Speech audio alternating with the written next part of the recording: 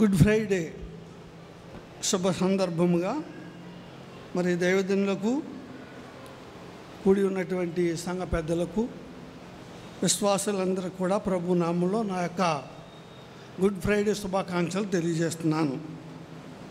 ప్రియులారా, ఈ దినము ఎంతో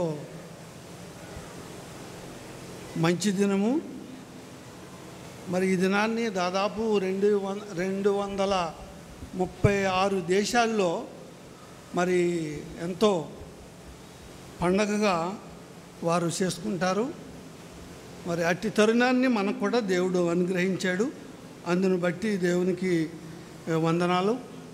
ప్రియులారా, ఇది సడన్గా దైవజనులు మరి ప్రొద్దుట నాకు ఫోన్ చేసి చెప్పమన్నారు. ఇది ఒక మాట. మరి ఇంతవరకును చక్కని మాటలు మరి మొదటి మాట నుండి 4 మాటలు దేవుడు మాట్లాడాడు. మరి నాకు ఇచ్చిన టైము 1:53 నిమిషాలు, 15 నిమిషాలు టైం ఇస్తున్నారు. కాబట్టి ఈ 15 నిమిషాల్లో చిన్న మాట మీకు జ్ఞాపకం చేస్తాను. యోహాను సువార్త 19వ అధ్యాయము 28, 29 నాకు ఇచ్చినటువంటి మాట. ఈ 29, 28 కలిపి ఉంటాయి నాకు ఇచ్చినటువంటి మాటలో సారాంశం. అటు తరువాత సమస్తమును అప్పటికి సమాప్తమైనదని యేసు ఎరిగి లేఖనము నెరవేరినట్లు నేను దప్పుకొనిస్తున్నాను. నేను ప్రియులరా, ఇక్కడ యేసుక్రీస్తు ప్రభువారు నేను దప్పికొన్నాను అని ఎవరికి చెప్తున్నారు అంటే, తన తండ్రి అయినటువంటి దేవుడు వింటున్నాడు, కింద ఉన్నటువంటి ప్రజలు వింటున్నారు దప్పుగా అవుతుందని.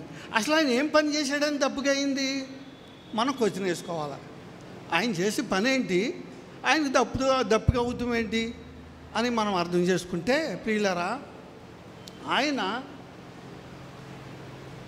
సర్వమానవాళి కొరకు, సర్వ సృష్టిలో ఉన్నటువంటి ప్రతి ఒక్క ఆత్మ కొరకు, ఆ ఆత్మ నరకానికి వెళ్ళకోకుండా, దీంట్లో ఎవరైనా అవనివ్వండి, ఉన్నతమైనటువంటి వారు కానీ, తక్కువగా ఉన్నటువంటి వారు కానీ, కలెక్టర్లు కానీ, మినిస్టర్లు కానీ, బిషప్లు కానీ, రెవరెన్స్ కానీ, పాస్టర్లు కానీ, విశ్వాసులు కానీ, ఎవరైనా ప్రతి వారి యొక్క ఆత్మ నరకాన్ని నుండి తప్పించుట కొరకు ఆయన తండ్రి రాజ్యంలో, తండ్రి సింహాసనం ఎదుట మనము కూడా ఉండాలని ఒక బలమైనటువంటి పని, సృష్టిలో ఎవ్వరూ చేయలేనటువంటి పని భారంతో చేశాడు ఆయన.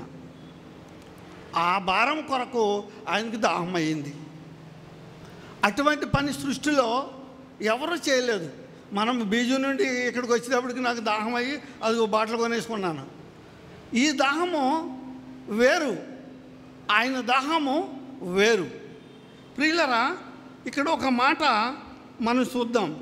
అది ఏం పని అంటే, ఆయన చేసినట్టు పనిలో కీర్తన గ్రంథము 22వ అధ్యాయము చూడండి. నేను చదువుతాను 15వ వచనము. చదవండి మీరు.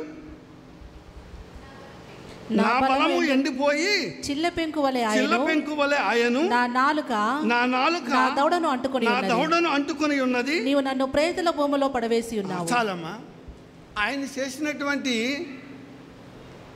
పనికి ఆయనకి దాహము ఎందుకయిందంటే, మీ అందరికీ తెలిసిన 1వ మాట నుండి 5వ మాట 4వ మాట వరకు కూడా ఆయన నీడ్స్కెళ్ళారు, ఆయన్ని ముఖం మీద గుద్దారు, ఆయన్ని పెరికారు, ఆయన కొరడాలతో కొట్టారు, ఆయన్ని బల్లెం పోటు ఇవన్నీ కూడా మనము దాదాపు దైవజనులు చెప్తున్నటువంటి మాటలు 30 సంవత్సరాల నుండి మనం వింటున్నాం. నా మటుకు నేను ఇక దేవుణ్ణి ఎరిగి నేను దాదాపు 20 సంవత్సరాలు అయ్యింది. అప్పటి నుండి నేను వింటున్నాను.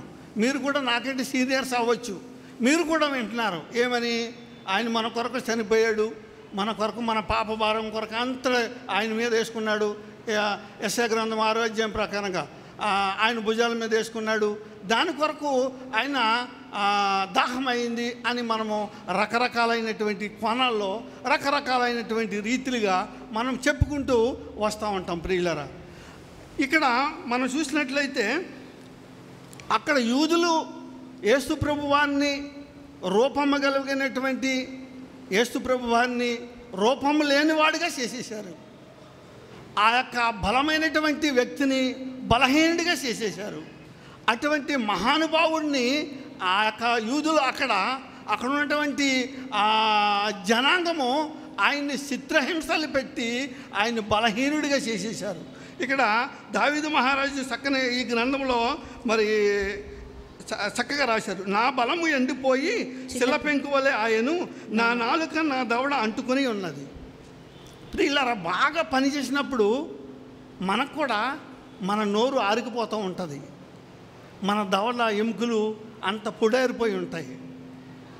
అట్లాగే అక్కడ మరి మన ప్రభు అయినటువంటి యేసుక్రీస్తు మన కొరకు పడినటువంటి ఆ కష్టము, నీ ఆత్మ నరకానికి వెళ్ళకోకుండా నిన్ను తండ్రి రాజ్యంలో మరి తనతో పాటు ఉంచాలని ఆ భారం కలిగి తండ్రి చిత్తాన్ని నెరవేర్చుట కొరకు, నీ కొరకు నా కొరకు మన పాపమంతా ఆయన మీద వేసుకుని ఆయన చిత్రహింసలు పడి అంత గొప్ప పని అక్కడ శిలువ మీద యాగంగా అయిపోయినట్లు ఆ పని చూస్తున్నట్లు మనము ఎప్పుడు కూడా చూస్తూనే ఉంటున్నాం, ప్రియులర్ వింటూనే ఉంటున్నాం.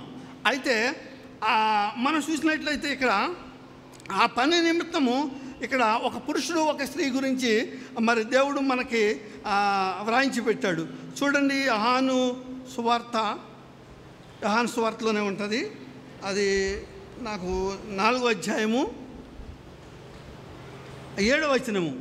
సమరయ స్త్రీ ఒకటి నీళ్లు చేదుకొనుటకు అక్కడికి రాగా యేసు నాకు దాహమునకిమ్మని ఆమెను అడిగాను. ఆయన శిష్యులు ఆహారము కొనుటకు ఊరిలోనికి వెళ్ళి ఉండిరి. ఆ సమరయ స్త్రీ, యూదుడవైన నీవు సమరయ స్త్రీవైన నన్ను దాహమునకిమ్మని ఎలాగూ అడుగుచున్నావని ఆయనతో చెప్పాను. చాలు, అక్కడ ఒక్క నిమిషం. అయితే అక్కడ యాకోబు బావి దగ్గర సమర స్త్రీ ఉన్నప్పుడు యేసు ప్రభు ఆమెను కలిశారు. యేసు ప్రభు వారు ఆ సమర స్త్రీ కలుసుకుంటాం జరిగింది. అక్కడ ఆ సమస్త్రీ అంటుంది యేసు ప్రభు వారిని, నువ్వు నన్ను దాహానికి ఇమ్మని నీళ్ళు అడుగుతున్నావు కదా, మరి నువ్వు యూదుడువు, నేను సమర స్త్రీని, మన ఇద్దరికి సంబంధం పొత్తు లేదు కదా, ఇది తప్పు కదా అని ఆమె యేసు ప్రభు వారితో అన్నప్పుడు యేసు ప్రభు వారు సమాధానం చెప్తున్నారు. చూడండి, అందుకు యేసు అమ్మ ఈ 13 నుంచి చదువు. రైట్. అందుకు యేసు ఈ నీళ్లు త్రాగు ప్రతివాడును మరలా దప్పికొనును. నేనిచ్చు నీళ్లు త్రాగువాడెప్పుడును దప్పికొనడు. నేను వానికిచ్చు నీళ్లు నిత్య జీవమునకై వానిలో ఊరెడు నీటి బుగ్గగా ఉండునని ఆమెతో చెప్పాను. చాలమ్మా, ఇక్కడ మనం నీళ్ళ గురించి ఒకసారి మనం ఆలోచిద్దాం. దాహమైనప్పుడు ఏం తాగుతాం? మనం నీళ్లు తాగుతాం. ఇప్పుడు సమర స్త్రీ దగ్గర ఉన్న నీళ్ళేంటి? నీళ్ళే. మరి యేసుప్రభు వారి దగ్గర ఉన్న నీళ్ళేంటి? ఏ నీళ్ళు? సమర స్త్రీ దగ్గర ఉన్నటువంటి నీళ్ళే. మరి యేసుప్రభు వారి దగ్గర ఉన్న నీళ్ళేంటి అంటే ఇక్కడ ఉంది బైబిల్లో, నిత్య జీవమునకై వానిలో ఊరడి నీటి రుచి నీటి బుగ్గగా ఉండునని ఆమెతో చెప్పాను. యేసుప్రభు వారు ఇచ్చే నీళ్ళు నిత్య జీవం. ఆమె ఇచ్చే నీళ్ళు దాహం తీరుతాయి, ఇక్కడ మట్టిగా దాహం తీరుతాయి, కొద్దిసేపే దాహం తీరుతాయి. కానీ యేసుప్రభు వారు ఇచ్చే నీళ్ళు ఎన్నటికీ దాహం అవుదా నీళ్ళు తాగితే. అటువంటి నీళ్ళు ఆయన ఇస్తానన్నాడు. ప్రియులరా, మరి యేసుప్రభు వారు అటువంటి నీళ్ళు మనకిస్తానన్నప్పుడు ఆయన మరి ఎంత ప్రేమ ఉంది మన మీద, ఎంత ప్రేమతో చూడండి. ఆ దాహం అయిందంటే మన గురించి ఎంత కష్టపడ్డాడు ఆయన అనే సంగతిని ప్రతి వారు కూడా మనము ఆలోచన చేయాలి. ఎందుకంటే మరి ఇంకొక మాట ఉంటుంది, మీకు అది కూడా చూపించేస్తాను. చూడండి, లూకాసు వార్త 16వ అధ్యాయము. లూకాసు వార్త 16వ అధ్యాయము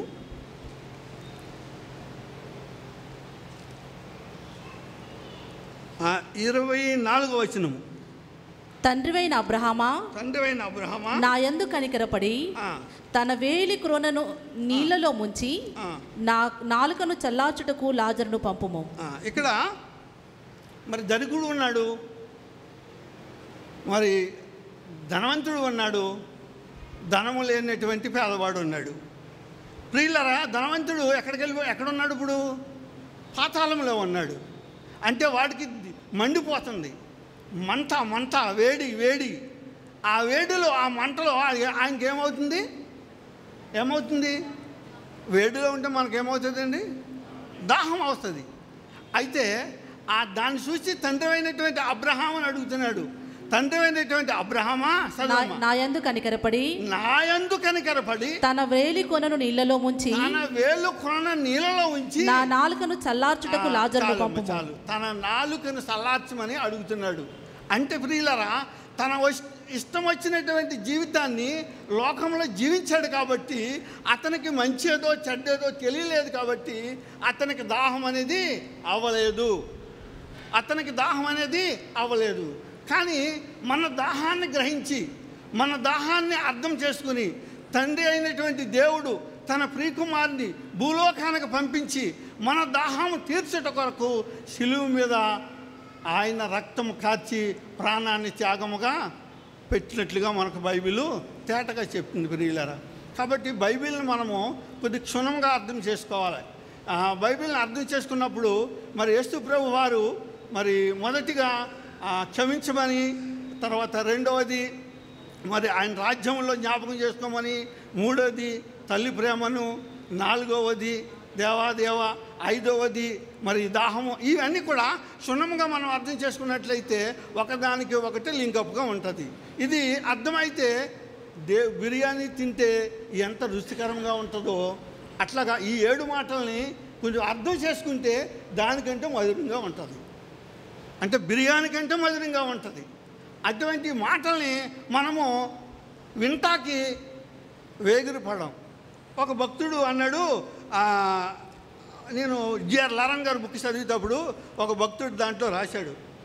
ఏమని రాశాడంటే, జీవము గల దేవుని మాటలు వింటాకి దాహం అయ్యేదంట. జీవము గల దేవుని మాటలు వినే దాహం ఉండాలంట.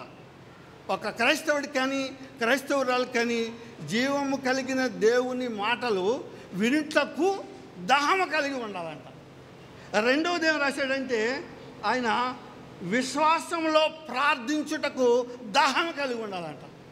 ప్రార్థించేయమంటే 2 నిమిషాల్లోనో లేకపోతే తన స్వాజ్ఞానం ఏదో ముగించేస్తాడు, బయటపడతారు. అట్లా దేవుని మాటలు వినమంటే వినరు. పాటలు పాడమంటే మాత్రం బాగా పాడతారు. నేను చాలా అబ్జర్వ్ చేస్తూ ఉంటాను.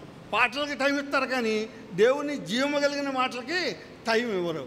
అదేంటన్నా నువ్వు అట్లాగంటావు, అవి కూడా జీవం కలిగిన మాటలతోటే పాడుతున్నారు కదా అనొచ్చు. కానీ బిర్యానీకి అన్నానికి తేడా ఉంటుంది. బిర్యానీకి తేడా ఉంటుంది. కాబట్టి ప్రియులారా, మనం ఆలోచన చేసుకోవాలి.